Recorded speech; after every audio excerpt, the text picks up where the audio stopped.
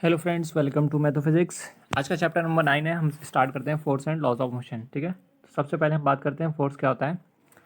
तो कोई भी ऑब्जेक्ट है जिसका मास है, उस पर हम क्या पुश और पुल अप्लाई करते हैं, तो उसकी वजह से क्या होता है, उसकी वेलोसिटी में चेंज होता है। ठीक है, उसी पुश और पुल को हम क्या कहते हैं, फोर्स। फोर्स एक एक्सटर्नल एजेंट होता है। ठीक है, ये नेक्स्ट डेफिनेशन, फोर्स एक एक्सटर्नल एजेंट होता है जिसके पास कैपेबिलिटी होती है, ठीक है, to change the state of rest और motion of a particular body. मतलब क्या, सिंपल सा, अगर कोई बॉडी पहले से रेस्ट में है या फिर पहले से मोशन है, तो हम फोर्स अप्लाई करके उसके स्टेट को चेंज कर सकते हैं। ठीक है, फोर्स एक वेक्टर क्वांटिटी है जिसका magnitude as well as direction both होता है। फोर्स को हम कैपिटल एफ से लिखते हैं, ये सिंबल हो गया। एसआई यूनिट न्यूटन होती है, कि जिसको हम कैपिटल एन से लिखते हैं। 1 न्यूटन होता है 1 kg/s² के बराबर। ठीक है, फोर्स का जो डायरेक्शन होता है, जिस डायरेक्शन में फोर्स अप्लाई करते हैं, वही उसका डायरेक्शन ऑफ फोर्स होता है। ठीक है, अब हम पढ़ते हैं इफेक्ट ऑफ फोर्स। मतलब क्या है, फोर्स अप्लाई करने पे बॉडी पे, जब हम फोर्स को अप्लाई करते हैं बॉडी पे, तो इफेक्ट क्या होता है बॉडी में।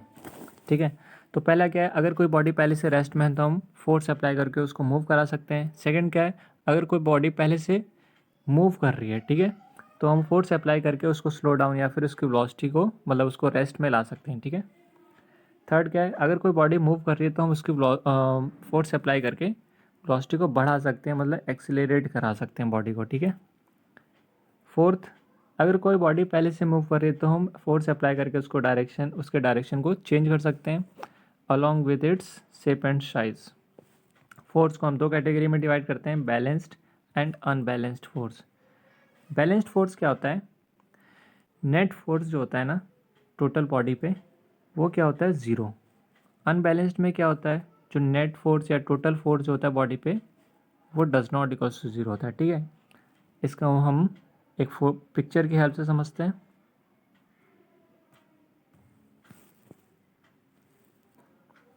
यहाँ देखो, इसमें क्या है, ये जो तीनों लोग हैं ना, ये क्या मिलके इस डायरेक्शन में 300 न्यूटन फोर्स लगा रहे हैं, और ये तीनों इस डायरेक्शन में 300 न्यूटन फोर्स लगा रहे हैं। सपोज करो कि इस डायरेक्शन को हम क्या, इनके डायरेक्शन को हम प्लस डायरेक्शन ले लें, और इनके जस्ट अपोजिट में है ना, क्योंकि माइनस इसलिए लेते हैं माइनस, तो इसको हम, ये क्या हो जाएगा, ये तीनों लोग इस डायरेक्शन में प्लस 300 न्यूटन फोर्स लगा रहे हैं। ठीक है, और ये तीनों -300, तो दोनों को अगर हम ऐड करें तो टोटल क्या आएगा, 0 न्यूटन। तो ये क्या होगी, बैलेंस्ड कंडीशन। ठीक है, इसी को हम कहते हैं बैलेंस्ड फोर्स। ठीक है, तो नेट जो फोर्स है वो कितना हो गया, 0। इसमें देखो, ये तीनों इस डायरेक्शन में 400, ठीक है, ये तीनों इस डायरेक्शन में 300, तो +400 और -300 कितना आया नेट, +100 न्यूटन। ठीक है, तो जो नेट फोर्स है ना, उसका डायरेक्शन क्या है, वो इनका है, इस डायरेक्शन में। ठीक है, तो ये हो गया नेट फोर्स, क्या हो गया, does not equals to zero, तो ये हो गया अनबैलेंस्ड फोर्स। ठीक है, अब इस चैप्टर का सबसे इम्पॉर्टेंट टॉपिक, न्यूटन्स के 3 लॉज। ठीक है, जो हमारे न्यूटन भैया थे इन्होंने ये 3 लॉ दिए थे। ठीक है, काफ़ी महान साइंटिस्ट थे, काफ़ी ज़्यादा इनका योगदान है फिज़िक्स और मैथमेटिक्स में। कैलकुलस जो है ना, मैथमेटिक्स में क्लास 12 और 11 की पूरी, मतलब काफ़ी चीज़ें इन्होंने बताई हैं। ठीक है, और बिना कैलकुलस के फिज़िक्स तो मान लो अधूरी है।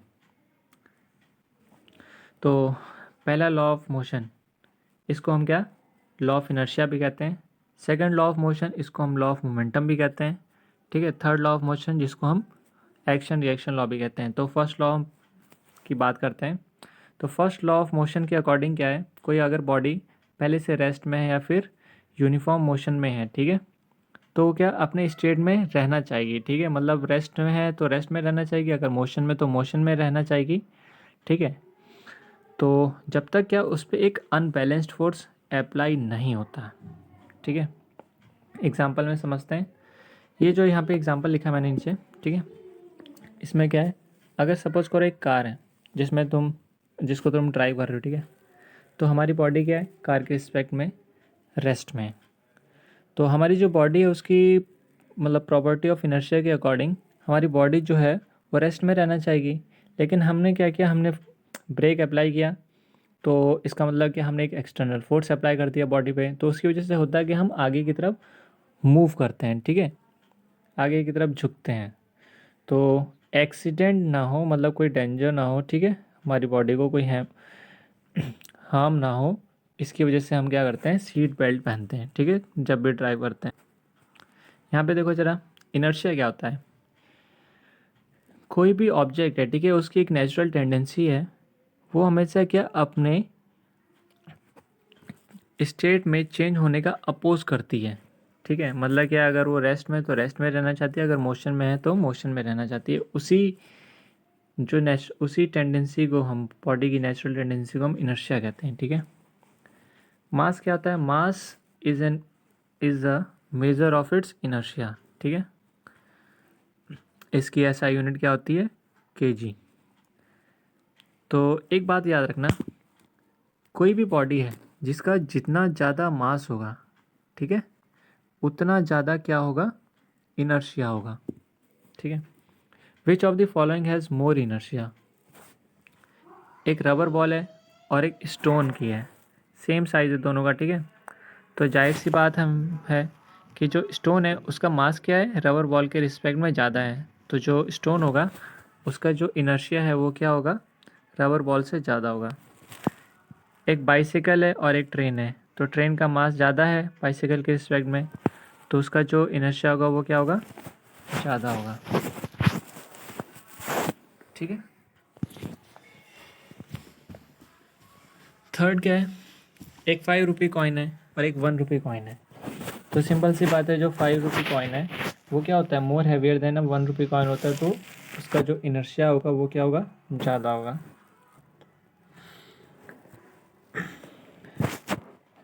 अब यहाँ पे क्वेश्चन नंबर 2 को देखते हैं। इसमें क्या, हमको number of times the velocity of the ball change ये बताना है। तो पहले क्या हुआ, एक फुटबॉल प्लेयर है, ठीक है, उसने क्या किया, फुटबॉल को किक किया अपने ही टीममेट के पास। तो यहाँ पे क्या हुआ, एक बार वेलोसिटी चेंज हो गई। वो जो टीममेट जिसके पास फुटबॉल गए उसने क्या किया, गोल कीपर की तरफ किक किया, ठीक है, अपोजिट गोल कीपर की तरफ किक किया। तो यहाँ पे क्या हुआ, सेकंड टाइम जो वेलोसिटी है चेंज हो गई। तो जो गोलकीपर है जिसके पास बॉल गई, उसने बॉल को कलेक्ट किया, ठीक है, तो वहाँ पे उसने फोर्स एक अपोजिट डायरेक्शन में अप्लाई किया कलेक्ट करने के लिए, तो वहाँ पे क्या हुआ, थर्ड टाइम वेलोसिटी चेंज हो गई। अब जो गोलकीपर है उसने बॉल को किक किया अपने प्लेयर के पास, ठीक है, अपनी टीम के प्लेयर के पास, तो वहाँ पे क्या हुआ, फोर्थ टाइम वेलोसिटी चेंज हो गई। तो टोटल क्या है, 4 बार वेलोसिटी चेंज हुई है, ठीक है। थर्ड क्वेश्चन देखते हैं। Explain why some of the leaves may get detached from a tree if we vigorously shake its branch. यहाँ पे भी सेम चीज़ है, प्रॉपर्टी ऑफ इनर्शिया का यूज़ है, ठीक है। तो होता क्या है कि ट्री है, उसकी जो लीव्स हैं सपोज करो वो क्या रेस्ट में है, ठीक है, तो है क्या, प्रॉपर्टी ऑफ इनर्शिया के अकॉर्डिंग क्या, लीव्स अगर रेस्ट में तो रेस्ट में रहना चाहेंगे, है ना। तो उससे होता क्या है, जब हम एक्सटर्नल फोर्स अप्लाई करते हैं, मतलब जब हम पेड़ को हिलाते हैं, शेक करते हैं, एक फोर्स एक्सटर्नल फोर्स से हमने अप्लाई कर दिया, तो उससे होता क्या है, कुछ जो लीव्स हैं वो क्या टूट जाती हैं और कुछ जो हैं वो नहीं टूटती, ठीक है। फोर्थ क्वेश्चन देखते हैं कि why do you fall in the forward direction when a moving bus brakes to a stop and fall backward when it accelerates from the rest. Same चीज़ है, यहाँ भी प्रॉपर्टी ऑफ इनर्शिया का use है, ठीक है। तो होता क्या है, बस है, बस मूव कर रही है, तो हमारी बॉडी जो है बस के रिस्पेक्ट में क्या है, रेस्ट में है, ठीक है, तो रेस्ट में रहना चाहेगी। तो होता क्या है, जैसे बस पे ब्रेक अप्लाई होता है, ठीक है, तो जो हमारी बॉडी है वो क्या, उस पर एक एक्सटर्नल अनबैलेंस्ड फोर्स अप्लाई हो गया है ना, तो इसीलिए हमारी जो बॉडी है वो आगे की तरफ मूव करती है। और सपोज करो जब जो बस है वो जैसे ही एक्सिलरेट होती है, ठीक है, तो उस समय क्या होता है, सेम चीज़, वहाँ भी एक एक्सटर्नल अनबैलेंस्ड फोर्स अप्लाई हो गया, जिसकी वजह से हमारी जो बॉडी है वो पीछे की तरफ झुकती है। यहाँ पे देखो, अब बात करते हैं फ्रिक्शन फोर्स की, ठीक है। तो फ्रिक्शन फोर्स क्या होता है, सिंपली सबको ही पता होगा वैसे नॉर्मली, ठीक है। कोई भी सरफेस होती है, ठीक है, वो क्या करती है, एक अपोजिंग फोर्स जनरेट करती है, ठीक है। जैसे कि हम मान लेते हैं, जैसे क्या रोड है, तो रोड पे हम क्या मूव करते हैं, क्यों मूव कर पाते हैं? क्योंकि जो रोड होती है उसके वो क्या इरेगुलर सरफेस होती है एक तो वो क्या करती है, एक फ्रिक्शन फोर्स जनरेट करती है जो कि हमारी बॉडी का अपोज करती है, ठीक है, मोशन का अपोज करती है, ठीक है। उसी की वजह से हम मूव कर पाते हैं। अगर वो अपोज ना करे ना, मतलब प्लेन सरफेस जो एकदम चिकनी हो तो क्या फ्रिक्शन एकदम ज़ीरो हो जाएगा, ठीक है, और हम क्या गिर सकते हैं। सेकेंड लॉ ऑफ मोशन क्या है? The rate of change of momentum of an object is proportional to the applied unbalanced force in the direction of force. क्या मतलब है? जो चेंज ऑफ मोमेंटम है, ठीक है, सपोज करते हैं P1 है, पहले initial momentum, P2 final momentum. ये जो चेंज ऑफ मोमेंटम है, ठीक है, ये किसके डायरेक्टली प्रोपोर्शनल होता है? जो अनबैलेंस्ड फोर्स हमने अप्लाई किया है, ठीक है।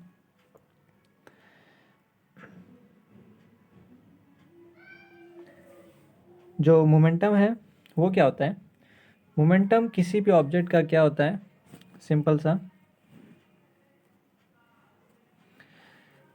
सपोज जैसे कि हम उसको मान लेते हैं P, ठीक है, हम P से लिखते हैं उसको। तो मोमेंटम किसी बॉडी का क्या होता है? बॉडी का मास मल्टीप्लाई बाय जिस वेलोसिटी से बॉडी मूव कर रही है, ठीक है, mv, मतलब P इक्वल्स टू mv, यही होता है मोमेंटम, ठीक है। जो एसआई यूनिट होती है वो केजी मीटर पर सेकंड स्क्वायर होती है, उसको हम कैपिटल P से लिखते हैं। सॉरी एसआई यूनिट क्या होती है? केजी मीटर पर सेकंड, और मोमेंटम को हम किससे लिखते हैं? कैपिटल P से लिखते हैं, P इक्वल्स टू mv, ठीक है। तो ये था आज तक का टॉपिक। बाकी आगे के टॉपिक्स हम नेक्स्ट पार्ट में पढ़ेंगे, ठीक है।